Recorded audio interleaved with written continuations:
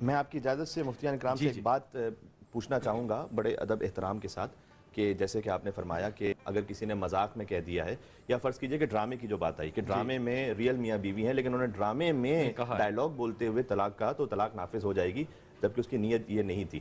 تو کیا یہ صورت نکاح کی بھی رہے گی کہ دو ایکٹر ایکٹریسز کام کر رہے ہیں ڈرامے میں اور انہوں نے ڈرامے میں شادی ہوئی ان کی، تو کیا وہ شادی ہو جائے گی؟ جی ہاں بالکل. خوش رکھے، اللہ آپ کو سلامت رکھے. پاکستان میں جوڑے ہی جوڑے ہیں سارے. تو یہ تو پھر پاکستان، کیونکہ پاکستان کی تاریخ میں ہزاروں ڈرامے اللہ نے بنائے ہی جوڑے ہیں. جی اصل میں بات یہ بحث نہیں ہے، مطلب ڈرامے میں نکاح ہو جائے گا فرمایا ہے. جی بالکل ہو جاتا ہے. اگر دیکھیے دو گواہوں کی موجودگی میں، وہ جو سین ہو رہا ہوتا ہے وہ دو گواہوں کی موجودگی میں ہو رہا ہوتا ہے، بلکہ عوام دیکھ رہی ہے جو بھی گواہ ہیں. دو گواہوں کی موجودگی میں اگر دو شخص آپس میں ایجاب و قبول کرتے ہیں شرعی طور پر جو طریقہ ہے، تو اگرچہ وہ مذاقاً بھی کرتے ہیں، مذاق کی بات نہیں، ڈرامے کی بات ہو رہی. تو ڈرامہ بھی مطلب وہ ریل میں تو نہیں ہے نا. اگر وہ کرتے ہیں تو یہ نکاح بھی ہو جائے گا. اس کے اوپر ایک منٹ سر، اس کے اوپر چیک اینڈ بیلنس کیوں رکھا گیا؟ بخاری میں بھی بڑی کمزور حدیثیں ہیں موجود، ویسے میں تو بخاری بھی شامل ہے. جی میری بات آپ مکمل کرنے دیں کہ اس کے اوپر اتنا چیک اینڈ بیلنس کیوں رکھا گیا ہے کہ طلاق نکاح اس کو مذاق میں بھی آپ نہ لیں گے نافذ ہوگا. یہ مذاق نہیں ہے، مان لی بات، ہم نے تو آپ کی بغیر دلیل کے بات مان لی، ہم تو ماننے والوں میں سے آپ کو.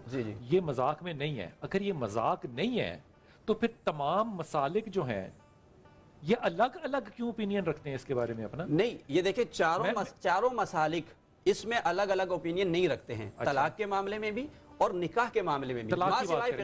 لیکن اہل حدیث تو الگ موقف رکھتے ہیں. اہل حدیث کوئی مسلک نہیں ہے، اہل حدیث کوئی مسلک نہیں ہے، اہل حدیث غیر مقلد ہیں.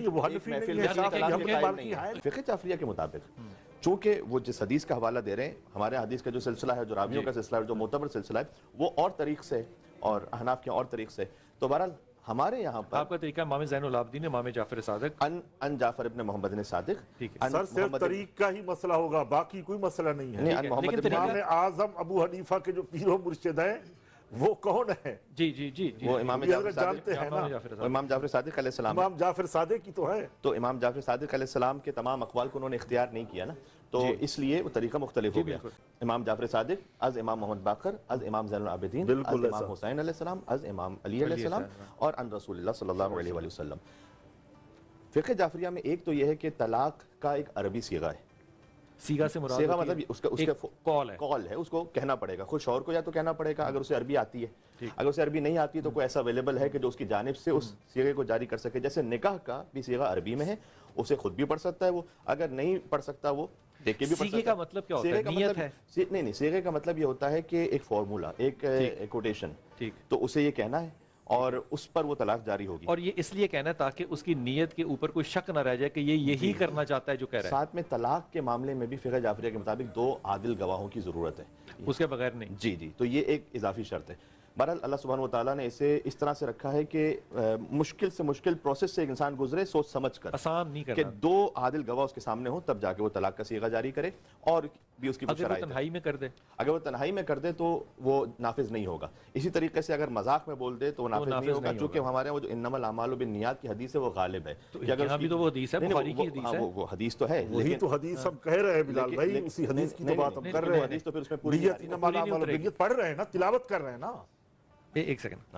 تو اگر فرض کیجئے کہ ایک انسان مذاق میں کہہ رہا ہے کہ جس کی نیت حقیقت میں نہیں ہے، تو اس کی نیت اس پہ عمل پہ غالب رہے گی اور وہ نافذ نہیں ہوگی. اسی طریقے سے غصے کی الگ الگ اقسام ہیں. ایک مرتبہ ہوتا ہے کہ انسان غصے میں تو ہے جبھی تو طلاق دے رہا ہے. غصے کی اقسام شرعی طور پہ کہاں ڈیفائنڈ ہے؟ جی وہ ڈیفائنڈ اس طرح سے ہیں کہ جس میں اگر کوئی ایسا غصہ ہے کہ جس میں وہ اپنے ہوش و حواس میں نہیں ہے، دیوانگی کی کیفیت میں، اور اس کے الفاظ اس کے اپنے اختیار میں، عقل زائل ہو جائے گی، تو ایسی صورت میں اگر وہ طلاق کسی کا کہہ رہا ہے تو وہ نافذ نہیں ہے، کیونکہ وہ سینٹی نہیں ہے، وہ انسینٹی سے وہ کہہ رہا ہے بات.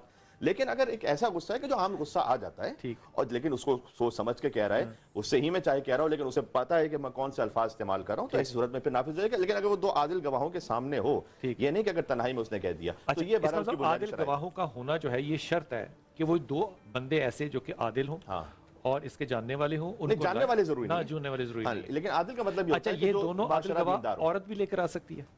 کون سی عورت؟ بیوی بھی لے کر آ سکتی ہے. وہ بیوی اگر لے کر آ سکتی ہے تو شوہر نے جب جاری کیا ہے تو اگر وہ بیوی بھی لے کر آئی ہوئی ہے اور 2 عادل گواہ ہیں اس کے سامنے تو کافی ہو جائے گا. ٹھیک ہو گیا. یہ فقہ جعفریہ کے مطابق جی میں عرض کر رہا ہوں آپ سے، وہ لباس سے پتہ چل رہا ہے کہ فقہ جعفریہ کے مطابق کر رہے ہیں.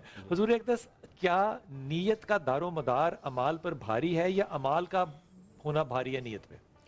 دیکھیے مسئلہ یہ ہے کہ یہ جو طلاق کا مسئلہ ہے نہ میرے سوال کا جواب چھوڑ دیں، یہ طلاق سے جڑا ہوا میں ہے۔ جو جاننا چاہتا ہوں وہ یہ ہے کہ یا شریعت کا جو اس حکم حدیث لگتا کو ہے۔ چھوڑ دیں، وہ آپ کی بات میں بڑے ادب سے کہہ رہا ہوں، میں یہ جاننا چاہ رہا ہوں کہ نیت بھاری ہے طلاق دینے میں یا نہیں، صرف عمل ہی بھاری ہے؟ نہیں، نیت کا اس میں دیکھیں عبادات کے اندر جو ہے نیت معتبر ہے، اس کے علاوہ بقیہ جو انسان کے افعال ہیں اس میں ظاہری اس کے جو الفاظ ہیں عبادات میں نیت معتبر ہوتی ہے۔ معتبر اس کا مطلب میں اگر بغیر نیت کے نماز میں نے ادا کر دی تو وہ ادا نہیں ہوگی؟ بالکل نہیں ہوگی۔ اچھا یہی نیت جو ہے نکاح میں ضروری ہے؟